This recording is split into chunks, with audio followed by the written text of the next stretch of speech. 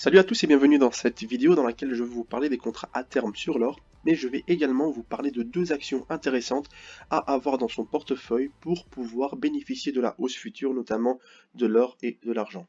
Alors sur une analyse précédente, je vous avais parlé ici de l'or, en vous disant qu'il y avait possibilité qui vienne en dessous ici de ce canal qui correspond aux alentours de 1720, 1730, mais qu'il fallait être prudent et qu'éventuellement sur cette zone-ci, donc ma dernière analyse, j'ai parlé de cette zone-ci, que si on ne parvenait pas à la casser, on irait probablement chercher plus bas, et que si on la cassait, on allait aller chercher le milieu ici de ce M pattern. Donc pour l'instant sur le daily, on voit que nous sommes rentrés de nouveau sur ce canal. Ce que je vais faire maintenant, c'est que je vais retirer un petit peu ce qui me dérange, et je vais vous montrer un petit peu ce que nous avions vu la fois précédente. Alors ce que nous avions vu, bien évidemment, c'était que nous avions l'épaule, tête-épaule qui était formée à ce niveau-ci. Et qu'en formant cette épaule tête-épaule, il y avait possibilité de rechuter jusqu'ici, mais que sachez-le que nous sommes éventuellement en train de former aussi une espèce de tasse avec anse inversée. C'est-à-dire que le prix est en train de former une tasse avec anse inversée, il a fait une chute à ce niveau-ci, il est en train de faire un pullback, et grâce à ce pullback, il se pourrait qu'il forme complète sa tasse avec anse pattern, et qu'il vienne rechercher encore les zones inférieures. Alors, que dire maintenant? C'est que il y a toujours trois zones que moi que j'aime bien avoir concernant notamment les Fibonacci. Donc il y a la première zone ici, c'est la zone 38 et la zone 61. Dès qu'on brise la zone 38 et 61, on va probablement venir avec une grande probabilité chercher la zone 1 des Fibonacci. Et quand on va atteindre la zone 1 des Fibonacci, ici ça correspond à 1772, si on la brise, on va aller rechercher les 1750, et en brisant les 1750, regardez, il correspond à quoi les 750? Orange précédent. Et si on le brise, on va aller rentrer dans la zone des 1730, 1720, qui correspond à ma dernière zone de target sur notamment les Fibonacci. Alors, maintenant plus concrètement, qu'est-ce que j'espère de l'or? Je vais rentrer sur les 2 heures, je vais retirer tous les dessins, et nous allons maintenant voir ce que l'or pourrait faire dans les prochains jours. On va essayer de le faire rapidement. Je vais chercher les points importants. Où est-ce qu'ils sont mes W? Où est-ce qu'ils sont mes M? Comment pouvoir tracer les triangles? Et quelle est la forme qu'il est en train de me faire actuellement l'or? Éventuellement, nous verrons les volumes, ce qu'ils sont en train de faire. Également ici, le price, la RSI. Alors, donc mes M et mes W sur le 2 heures se trouvent où? Donc je reviens un peu en arrière et je les ai trouvés. Donc nous avons ici un W qui a été formé, et nous avons ici un M qui a été formé. Vous voyez, le M commence d'ici, il monte, et il a été formé. Donc quand nous avons un M qui a été formé, donc moi je sais que le milieu du M qui correspond à cette zone-ci est la zone que j'espère que le prix vienne chercher. Alors ce que je vais faire maintenant, c'est que je vais prendre mes Fibonacci, ma zone de base, ma zone, en fait, quand je tire les Fibonacci, il y a un truc qu'il faut se dire, c'est que les Fibonacci servent à mesurer éventuellement l'impulsion d'une hausse ou d'une baisse. À savoir que quand l'impulsion commence en haut jusqu'en bas, le point 1 signifie que l'impulsion est à 100%. Et plus on commence à descendre, plus l'impulsion perd de sa puissance. Donc ici, à ce niveau-ci, l'impulsion ne vaut plus que 61%. Ici, on n'a plus que 50% de l'impulsion, et arrivé en bas, on n'a plus d'impulsion du tout, et donc le prix va se retourner et commencer à corriger. Alors moi, ce que je fais, c'est que je sais qu'ici, c'était impulsion 0, donc je garde l'impulsion 0, et le haut, je vais maintenant jouer pour voir où le prix a le plus joué avec mes zones de résistance et de support Fibonacci. Et cette zone-ci, donc je descends un petit peu, je monte un petit peu pour voir, et voilà, attendez, voilà. Cette zone-ci, on peut voir que voilà, il y a eu une forte zone ici de résistance support, le prix a touché cette zone-ci, il a brisé, il a rebondi sur les 61, ensuite il a cassé, il a rebondi encore une fois ici sur les 50, et on voit qu'il agit et il fluctue notamment sur ces zones. Donc pour moi, c'est une zone à prendre en compte, c'est-à-dire que si maintenant je viens tracer, regardez, je vais prendre un point fort. Le point fort, c'est les points 61 Fibonacci et le point 38.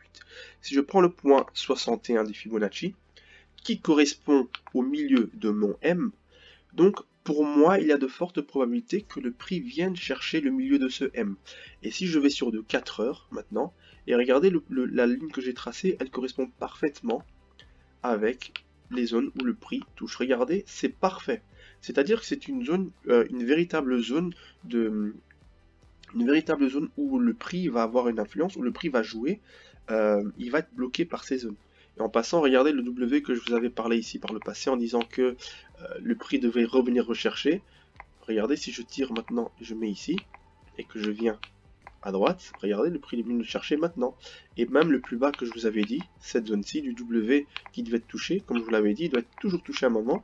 Il est venu le tester, et il est même venu tester le W plus bas à ce niveau-ci. Regardez comme c'est beau. Attendez, je le monte un petit peu, et regardez quand je reviens en arrière, ça correspond dans les plus petits temps au petit W que je vous avais dit. Je vous l'avais dit il y a quelques vidéos qu'il viendrait chercher ces zones. Et il l'a fait avec une précision, regardez, plus tard il vous fait oublier ces zones, mais il revient quand même les tester. Vous voyez l'importance de ces M et de ces W. Le marché ne les a pas oubliés, mais il attend ce que vous les oubliez, et ensuite il va aller dessus. Donc ça mis à part, voilà, j'ai tracé ma zone 61, et vous voyez que c'est une zone très importante où le price action va toucher. Donc maintenant que j'ai ces zones, moi je vais supposer que, regardez, le prix va probablement venir retester les 1830, donc je garde cette idée en tête. Il y a deux façons de trader, soit maintenant vous attendez d'avoir une confirmation que nous allons briser les 0,38 Fibonacci. Si on brise sur des 2 heures, on va partir. Si on vient à briser les 0,32 Fibonacci ici avec confirmation, c'est-à-dire que la bougie clôture bien au-dessus, qu'elle rebondit dessus et qu'elle commence à partir vers la hausse, vous avez plus de chances de pouvoir trader et d'aller chercher les 1830. Maintenant, comme c'est une zone ici quand même assez forte, il y a des probabilités que le price action maintenant fasse ses W patterns, c'est-à-dire qu'il descend, il monte et repart chercher des zones plus basses. Et donc ce que nous allons faire, c'est de simplement essayer de prévoir, enfin pas prévoir, mais de tirer des Fibonacci pour voir si éventuellement il pourrait aller, si éventuellement s'il descend, où est-ce qu'il va descendre et comment est-ce qu'on pourrait le trader. Alors, deux choses à savoir, c'est que j'ai mon point Fibonacci ici hyper fort, donc je m'attends à ce qu'il vienne chercher cette zone. Mais une autre chose importante à savoir, c'est que j'ai le point Fibonacci ici qui est également un point fort.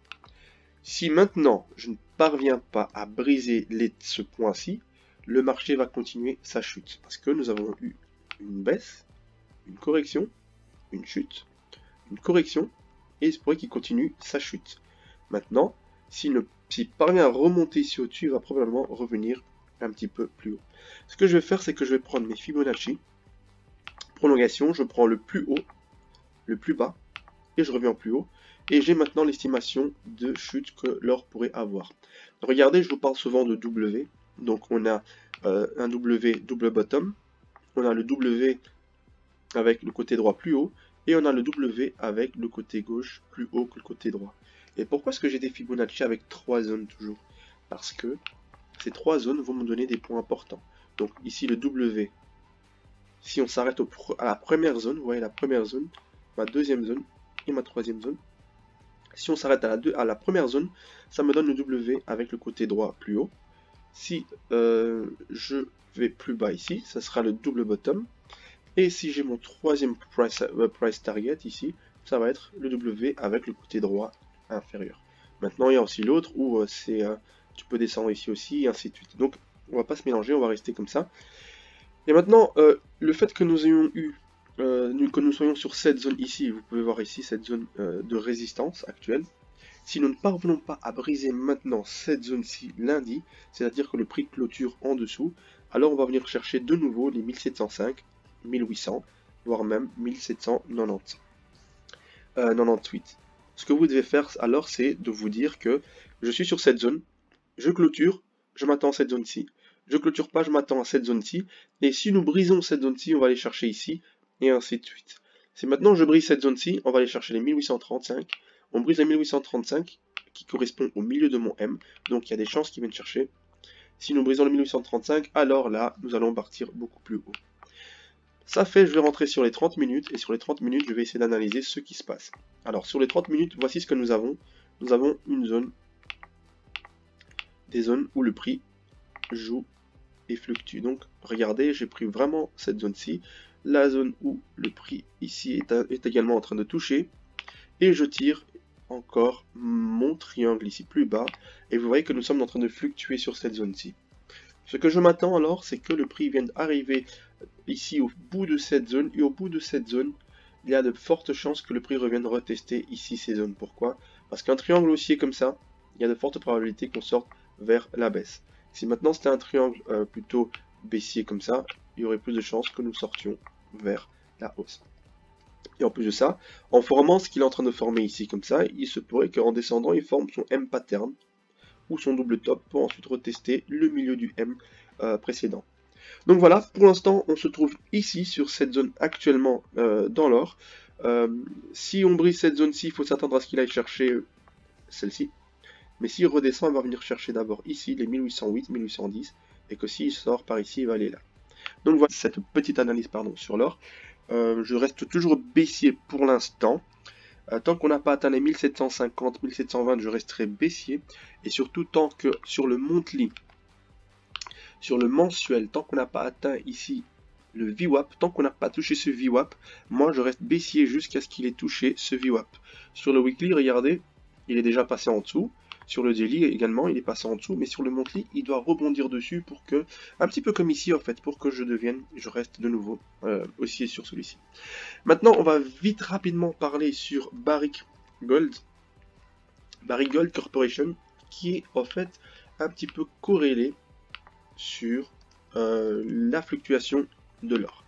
Alors, c'est une entreprise qui donne du dividende, mais vous pouvez éventuellement voir que pour l'instant il est en train de faire la même chose que l'or, éventuellement cette tasse avec 11, mais lui ici sur le mensuel il a déjà atteint le VWAP, donc il faut voir s'il va rebondir directement ou s'il va briser et venir rechercher les zones un petit peu plus basses ici du W.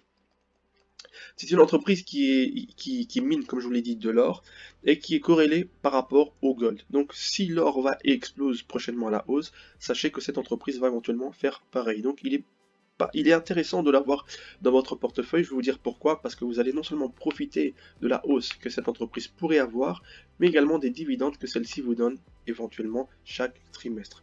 C'est vous gagnez 2 fois sur celui-ci, et ça vous permet de pouvoir investir ensuite ces dividendes, soit encore une fois dans l'action, soit elle vous permettra d'acheter d'autres actions.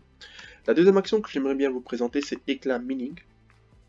Eclat Mining, lui, vous voyez que il mine l'argent et l'or, et celui-ci il a formé sur le mensuel un beau W pattern ici, donc il est fort éloigné de la moyenne mobile, il donne également les dividendes, donc ce que nous pouvons faire, c'est d'attendre soit qu'ils viennent retester ici la moyenne mobile pour investir, soit vous investissez déjà un petit peu ici, un petit peu encore quand il descend, et que quand il retouche la moyenne mobile, vous investissez beaucoup plus que précédemment pour pouvoir bénéficier de la hausse de cette action. Voilà les deux actions que je voulais vous présenter concernant la fluctuation de l'or et de l'argent. Donc voilà, j'espère que vous avez apprécié cette vidéo. On se revoit tantôt pour notre portefeuille et pour les actions intéressantes et les penny stocks à avoir pour pouvoir bénéficier de l'explosion en bourse du moment. Prenez soin de vous, à très bientôt et au revoir.